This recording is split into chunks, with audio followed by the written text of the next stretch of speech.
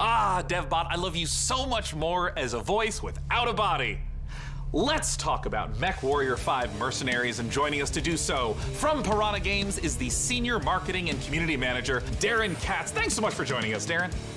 Thank you, Sean. Great to be here. Now, the Mechwarrior universe is gigantic. There's a ton of games in it. I even played Mechwarrior 2 back in 1995. This is HQ. What is your situation?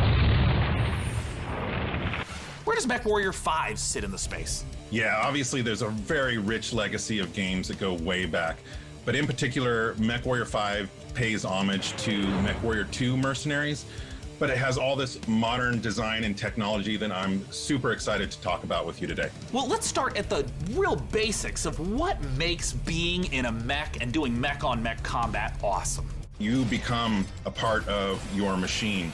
And when you're out in battle, it's not just a matter of pointing and shooting at everything. You're also managing your systems, whether you're, shooting a lot of energy weapons or missile weapons that have high heat output. Well, you got to manage your heat so that you don't shut down in the middle of a battle. And when you're facing your foes, you can salvage these battle mechs. So if you see a mech that you want, well, you might not want to destroy it completely. You might want to take out its legs or take out its arm weapons so that the pilot has to eject, and then you can just take the mech. Now, in the last few weeks, I understand that there's been a whole lot of new content, both updates to the base game and a new DLC, Heroes of the Inner Sphere. Talk to me about what's in the DLC.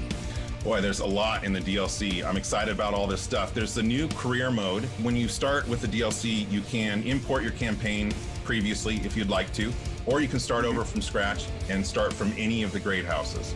And then carve your path through the galaxy from there.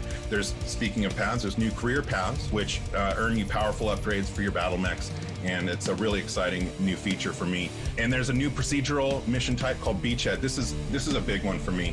Beachhead is basically you're clearing an enemy base landing zone for your invasion force. So as you land on the planet, you're wanting to take out satellite installations so that the enemy can't communicate with each other.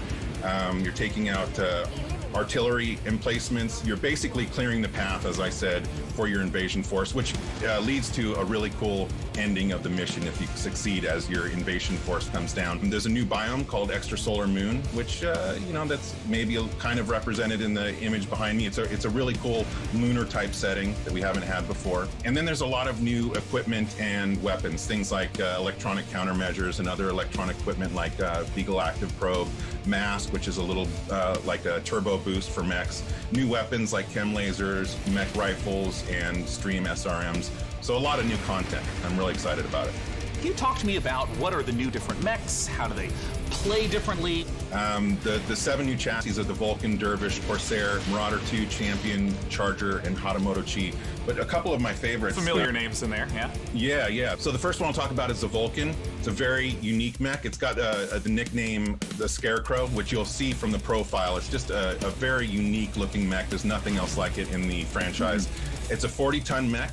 It's highly mobile, and typically it's used for reconnaissance or scout missions because of its mobility, so it can get in and out fast. You can, if you're looking for a specific target, if you're on an assassination mission, for example, you can get in there, find your target, get back out. Another mech that I'm super excited about, this is one of my favorites, is the Marauder 2. This thing is a 100-ton assault mech, and it is just huge beast. Yeah, it is gigantic, and it is terrifying to see it coming at you on the battlefield. It's something we've talked about before, modding. I know that Mechwarrior 5 has a rich modding community. What are some of the amazing mods you've seen developed? There's simple modifications from HUD changes, changing colors, adding mechs, weapons, and equipment, to full conversion mods. We've got basically a mech commander mod in development that is just amazing. That's a top-down real-time strategy game. So really, anything you can imagine, somebody out there in the community is probably working on. Where can people go to get Mechwarrior 5 Mercenaries? Yeah, you can pick it up on Steam, GOG, Epic Game Store, Microsoft PC, and of course, Xbox.